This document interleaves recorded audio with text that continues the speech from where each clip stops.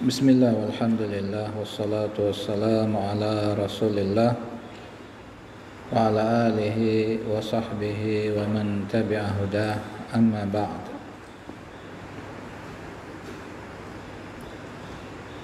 Sebagaimana yang telah pun dipelajari semalam,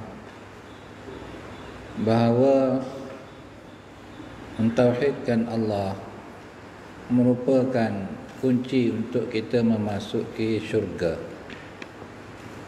Syarat pertama sekali untuk kita boleh masuk ke dalam syurga adalah mentauhidkan Allah. Siapa yang mensyirikkan Allah, maka Allah Azza wa Jalla haramkan ke atasnya syurga. Jadi syirik ini merupakan sebesar-besar dosa. Tak ada dosa yang lebih besar daripada dosa syirik. Hatta berzina pun, berjudi pun, ataupun membunuh sesama manusia, ataupun memakan rasuah, memakan riba, semua dosa ini ianya lebih rendah daripada dosa syirik. Walaupun ianya merupakan dosa-dosa besar, namun dosa yang paling besar sekali adalah dosa syirik. Kita akan bacakan nanti insya-Allah bab yang khusus berkaitan dengan kesyirikan. Yang pentingnya kita kena faham bahawa kalaulah manusia itu mati dalam keadaan mensyirikkan Allah, ataupun dengan bahasa yang lain dia tidak mentauhidkan Allah, maka dia tidak layak untuk memasuki syurga. Itu sebab pentingnya ilmu tauhid. Kita kena belajar apakah itu tauhid dan apa itu syirik, supaya kita tidak terjebak ke dalam dosa syirik yang menyebabkan kita dihalang daripada masuk ke dalam syurga. Di dalam hadis yang kita bacakan semalam, Nabi SAW menyatakan, "Man mata wa huwa ya'lam annahu la ilaha illallah dakhala al-jannah." Siapa yang mati dalam keadaan dia mengetahui tiada ilah yang benar melainkan Allah, maka dia memasuki syurga. Kita panggil apa?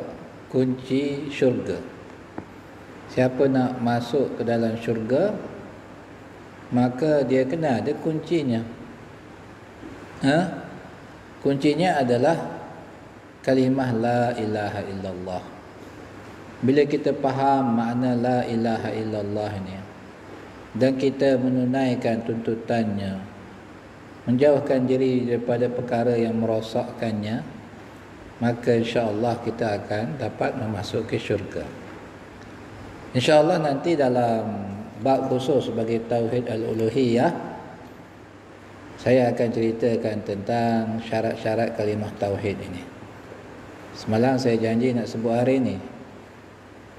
Oleh kerana ada bab khusus berkaitan dengan tauhid al-uluhiyah, maka kita akan pelajari insya-Allah dalam bab khusus berkaitan dengan tauhid al-uluhiyah. Kemudian kata penulis, di dalam hadis Abu Dzar, baginda sallallahu alaihi wasallam bersabda, "Man mata min ummati la yusyrik billahi syai'a dakhala al-jannah."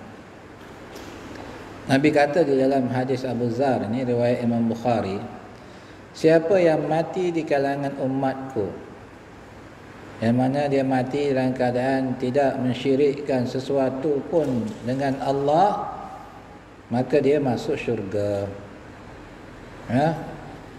Menunjukkan pada kita besarnya nilai tauhid ini. Kemudian kata penulis, kesimpulannya,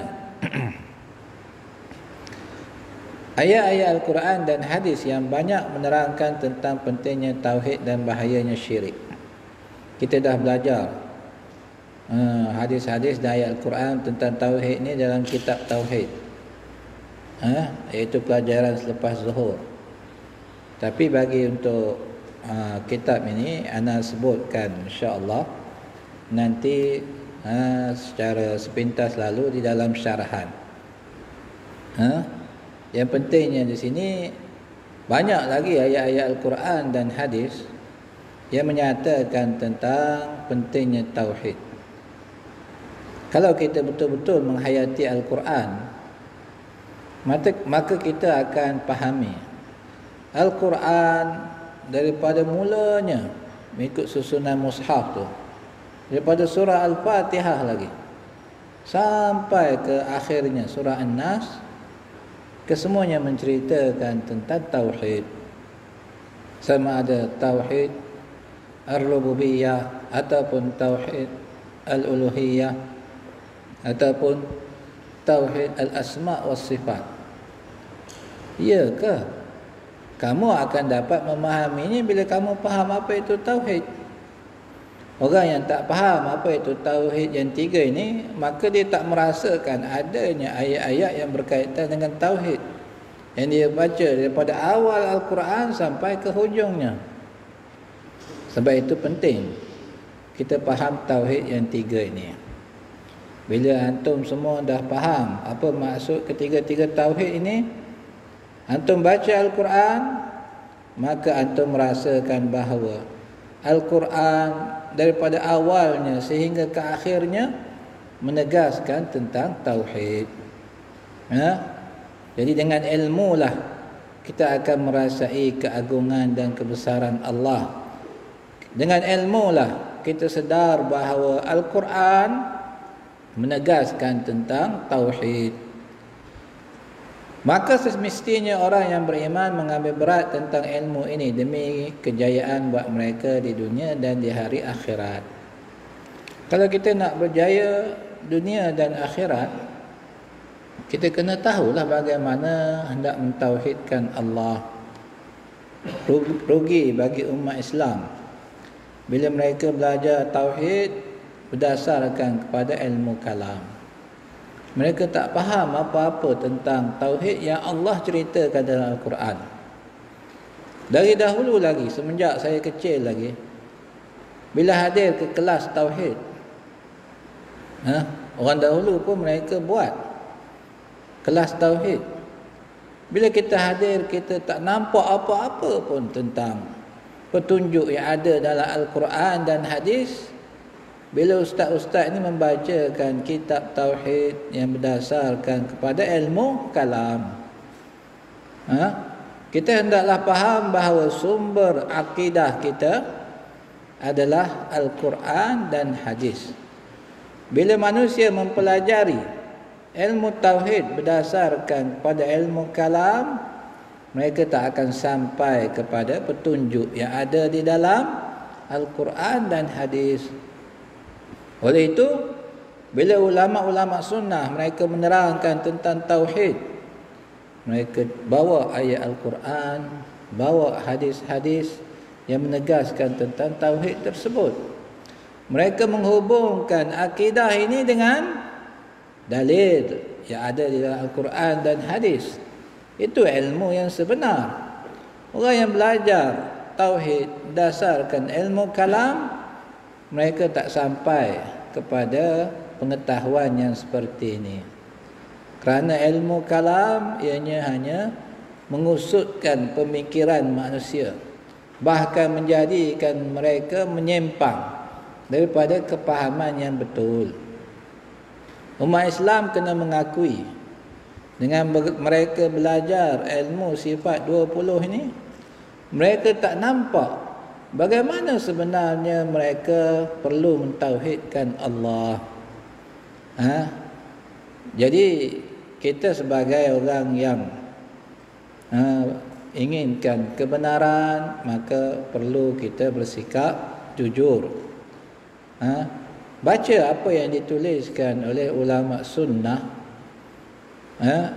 yang merupakan orang yang mengikuti jalan salafus salih. Kita akan dapati di sana apa yang dinyatakan oleh mereka ianya mudah dipahami. Sebab apa mudah dipahami? Saya dah sebutkan banyak kali. Tauhid yang tiga ini ianya bertepatan dengan fitrah yang ada di dalam diri manusia. Sebab itu kita mudah faham.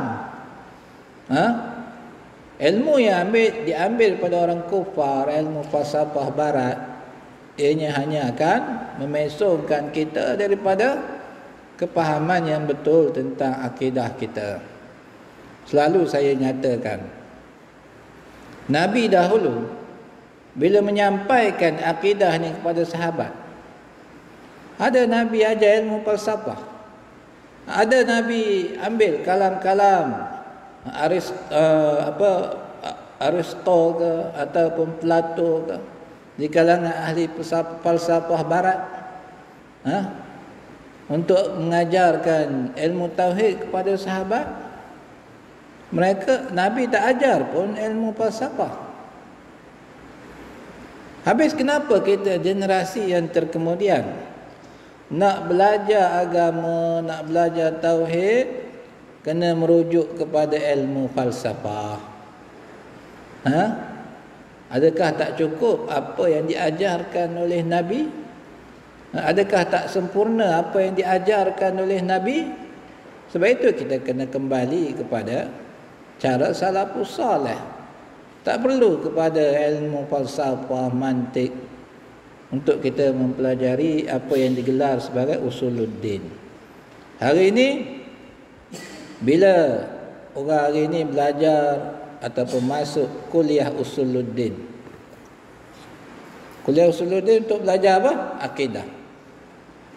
Bila masuk kuliah usuluddin, apa dia di antara ilmu yang diajarkan di dalam kuliah ini, fakulti ini? Ilmu falsafah. Ilmu yang berdasarkan kepada pemikiran orang-orang barat. Ilmu kalam ini ulama dari dahulu lagi telah pun mengingatkan kepada kita umat Islam agar menjauhkan diri daripadanya, membuangnya. Tapi hari ini manusia tetap mempertahankan ilmu tersebut.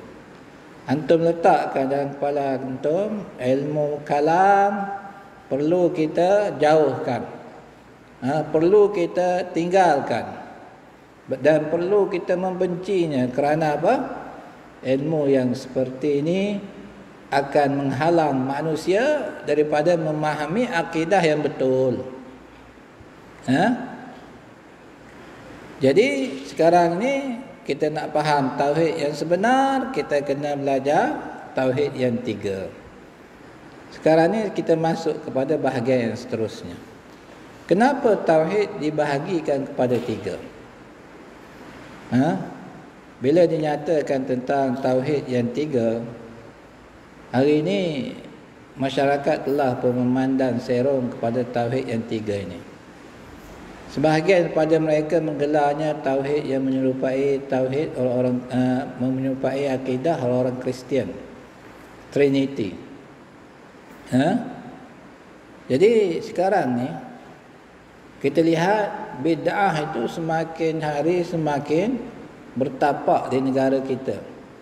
Sehingga ramai orang Islam pada hari ini bila sebut tauhid yang tiga, maka mereka menganggap ini tauhid sesat. Ini tauhid menyerupai akidah orang-orang Kristian. Puncanya kerana apa? Puncanya kerana tersebarnya dakwah yang batil ke negara kita. Lalu umat Islam mengingkari tauhid yang tiga ini. Kita nak belajar di sini, kenapa tauhid itu dibahagikan kepada tiga? Sebab apa ulama membahagikan tauhid kepada tiga?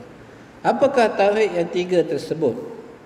Adakah ianya bertepatan dengan dalil yang ada dalam Al-Quran dan hadis ataupun tidak? Kita kena ketahuilah. Supaya apa? Kalau ianya benar, maka kita berpegang betul-betul. Kalau kamu mengatakan salah, datangkan bukti ianya bersalahan dengan Al-Quran dan hadis.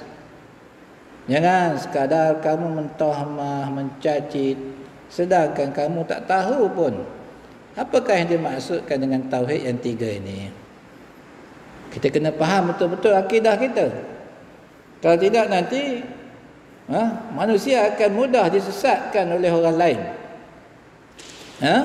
Orang lain kata, oh ini tauhid Wahabi, ini tauhid menyerupai akidah Trinity. Maka ramai manusia yang terpedaya dengannya, sedangkan dia sendiri tak faham apa itu tauhid rububiyah, apa itu tauhid al-uluhiyah, dan apa itu tauhid al-asma' wa sifat. Rugi orang yang seperti ini, akan rugi dunia dan akhirat. Kerana dia meninggalkan tauhid yang Allah telah pun tegaskan di dalam Al-Quran dan Nabi ceritakan dalam hadis. Kata penulis, Allah Subhanahu wa ta'ala memerintahkan manusia mentadabbur ayat-ayat Al-Quran agar mereka dapat memahami dan menghayati isi kandungannya. Allah berfirman, Kitabun anzalnahu ilaika mubarakun liyadabbaru ayatihi waliyatadzakkara ulul albab. Maksudnya, kitab yang kami turunkan kepada kamu penuh dengan kebaikan untuk mereka mentadabbur ayat-ayatnya. Allah turunkan Al-Quran ini kepada Nabi untuk apa? Kita manusia ni mentadabbur ayat-ayat Al-Quran. Bukan sekadar hafal ataupun kita baca tak fahami maknanya.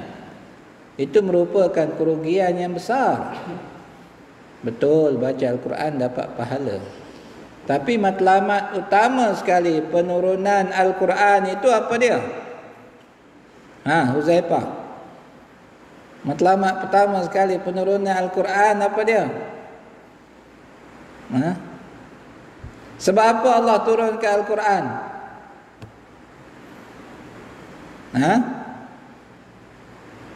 Tak tahu. Taib. Haris, kenapa Allah turunkan Al-Quran?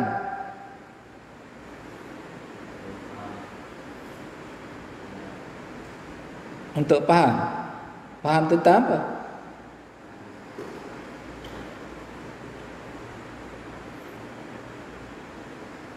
Abdul Rahman, kenapa Allah turunkan Al-Quran? Anda nak jawapan pendek saja. Abu Abbas, kenapa Allah turunkan Al-Quran?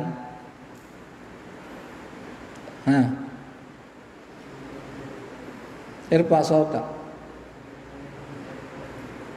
Untuk menghayati Al-Quran dan tadaburnya. Menghayati dan tadabur untuk dapat apa? Tafadhal. Allah turunkan Al-Quran sebagai petunjuk buat kita. Sahih? Di dalamnya ada hidayat, keterangan yang jelas tentang kebenaran, rahmat buat hamba-hamba Allah Azza wa Jalla. Kalau kita baca tak faham, bukankah itu merupakan kerugian yang besar? Kita baca dengan niat yang ikhlas, insya-Allah kita akan dapat pahala. Tapi yang lebih besar daripada itu, kita perlu mencari petunjuk yang ada di dalam Al-Quran. Sebab itu kita kena tadabbur ayatnya. Bila kata tadabbur, maknanya apa?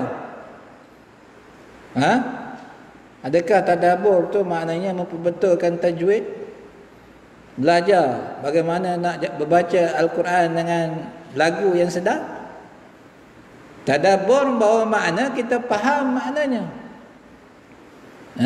Kita hayati betul-betul apa yang Allah sampaikan di dalam Al-Quran ini. Oleh itu, mempelajari tafsiran Al-Quran itu amat penting. Dengan kita faham maksud Al-Quran, maka kita akan dapat mentadabburnya. Di sini Allah menyatakan di dalam ayat ini, Allah turunkan kitab ini yang penuh dengan kebaikan. Mubarak apa dia? Yang penuh dengan kebaikan, supaya kita manusia ini mentadabbur ayat-ayatnya. Dan juga supaya orang yang berakal mereka dapat menyedari tentang kebenaran yang ada di dalam Al-Quran ini, tentang tuntutan yang ada di dalam Al-Quran ini untuk kita laksanakan sebagai hamba Allah. Jadi kalaulah betul-betul kita mentadabbur ayat Al-Quran ini, maka kita tak akan mengingkari tauhid yang tiga ini. Manusia yang mengingkarinya kerana dia tak mentadabbur ayat-ayat Al-Quran. Dan juga kerana mereka tak tahu apa benda uluhiyah, apa benda rububiyah, apa benda yang dikatakan dengan al-asma' was sifat. Dia tak tahu apa-apa, tapi dia ingkari. Dalam bab ini nak ditegaskan bahawa apa yang disebutkan tentang tauhid yang tiga ini ianya bersumberkan kepada Al-Quran dan hadis. Kemudian kata penulis, bagi orang yang mempelajari Al-Quran dan menghayati ayat-ayatnya di kalangan ulama, mereka diberikan kepahaman oleh Allah untuk mencungkil hikmah dan ilmu pengetahuan yang terkandung di dalamnya. Ulama bila mereka membahagikan tauhid ini kepada tiga, bukan mereka buat sesuka hati. Setelah mereka mentadabbur ayat-ayat Al-Quran ini, mereka dapati bila Allah Azza wa Jalla menceritakan tentang dirinya, maka ianya tak keluar daripada tiga perkara. Sama ada Allah menyatakan tentang rububiyahnya, nanti kita akan cerita apa makna rububiyah, ataupun menyatakan tentang uluhiyahnya, ataupun menyatakan tentang nama-nama dan sifatnya. Jadi ulama mereka buat tu bukanlah pandai-pandai mereka saja, ataupun main reka sendiri saja apa yang mereka katakan tentang tauhid yang tiga ini. Mereka buat itu berdasarkan kepada petunjuk yang ada di dalam Al-Quran dan hadis. Maka tak selayaknya kamu mengingkarinya. Kalaulah ada orang mengingkari tentang rukun-rukun solat yang ditulis oleh ulama dalam kitab fiqh, rukun ni syarat sah solat ada berapa, rukun solat ada berapa, kewajipan solat ada berapa, begitu juga tentang haji. Kamu yang tak pernah belajar ni kamu mengingkarinya, maka orang kata apa? Hai, bodoh sungguhlah dia ni. Belajar tidak, akan tetapi mengingkari apa yang ditulis oleh ulama. Nabi juga pun tak sebut secara jelas rukun solat ada berapa, rukun haji ada berapa. Nabi tak sebut pun begitu. Bagaimana ulama boleh menulis, menyusun kitab, beritahu rukun solat sekian sekian sekian, syarat sah solat sekian sekian sekian, berdasarkan pada pengkajian mereka lah, untuk memudahkan kita memahami bagaimana kita hendak menunaikan salat, bagaimana kita hendak mengerjakan haji. Mereka buat berdasarkan kepada dalil yang ada di dalam sunnah Rasulullah. Begitu jugalah dengan tauhid yang tiga ini. Setelah ulama kaji, tadabbur ayat-ayat Al-Quran dan hadis, mereka dapati bila Allah menceritakan tentang dirinya dan Nabi ceritakan tentang Allah untuk kita kenal Allah, maka tidak keluar daripada tiga perkara. Sama ada berkaitan dengan rububiyah Allah, ataupun uluhiyah Allah, ataupun nama-nama dan sifat Allah. Ini yang pentingnya untuk kita fahami. Kemudian kata beliau, begitu juga pengkajian hadis-hadis Rasulullah SAW membolehkan ilmuwan Islam mengeluarkan tulisan-tulisan ilmiah yang membantu masyarakat memahami agama. Dari pengkajian inilah lahirnya buku-buku berkaitan dengan akidah, tafsiran Al-Quran, hadis dan syarahannya, fiqh dan sebagainya. Di dalam buku-buku tersebut kita temui hasil kajian mereka tentang Al-Quran dan hadis. yang menjadi panduan buat generasi terkemudian. Di antaranya pembahagian kajian fiqh berdasarkan jenis ibadat seperti kitab bersuci, salat, zakat, puasa dan sebagainya. Dalam kitab-kitab tersebut dinyatakan bab-bab berkaitannya seperti cara mengambil wuduk, perkara yang membatalkan wuduk, syarat sah solat, rukun haji dan sebagainya. Begitu juga kita orang kemudian ni, kita ni jauh daripada apa? Daripada hendak memahami Al-Quran dan hadis seperti dipahami oleh sahabat-sahabat Nabi dan golongan tabi'in, atba' tabi'in.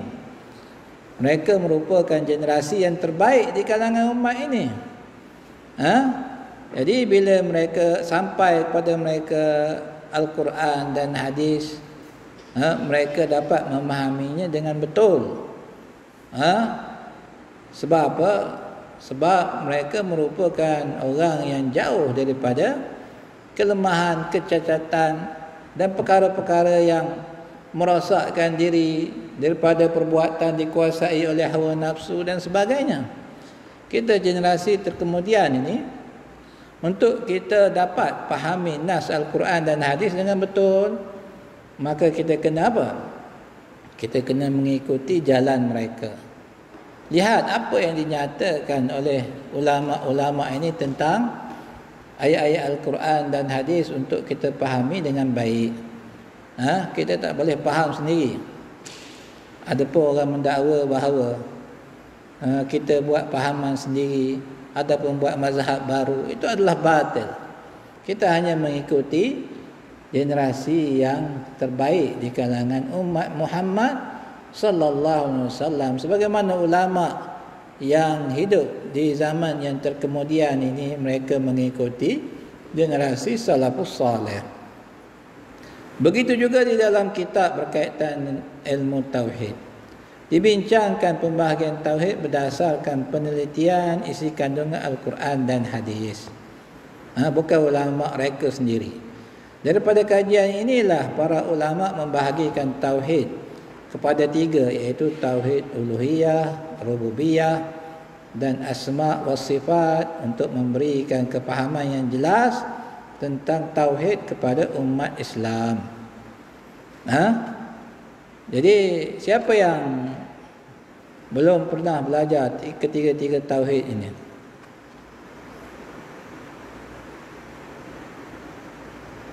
Amirul Mukminin pernah belajar? Pernah? Alhamdulillah. Haziq pernah belajar tauhid yang tiga? Pernah belajar? Belum pernah? Belum pernah? Haziq pernah belajar? Haziq ke Haris? Haris? Oh, sama nama dengan Abu Abdullah. Haris ya?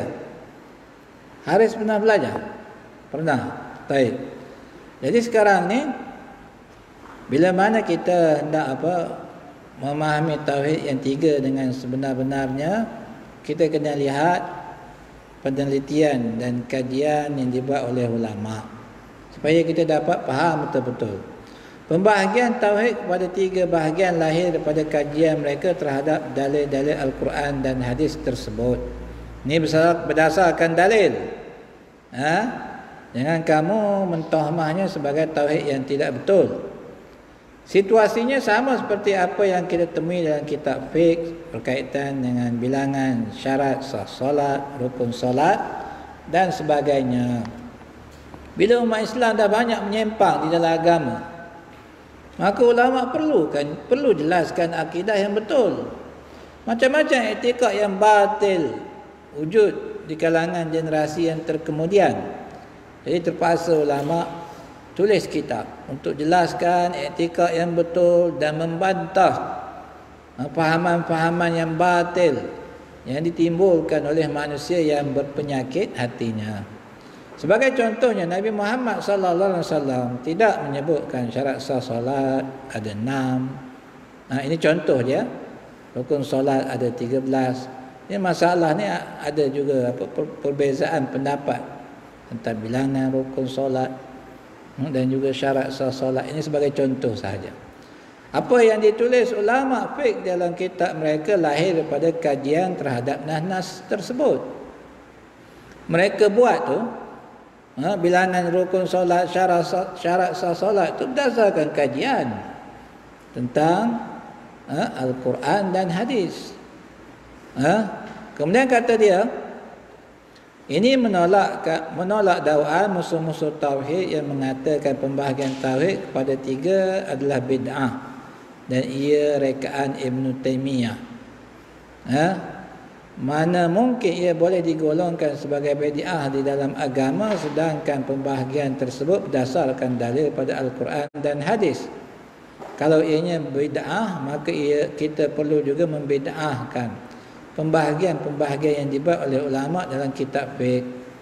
Perkara seperti ini hanya dilakukan oleh orang yang terlalu jahil tentang agama atau orang yang memusuhi syariat Islam.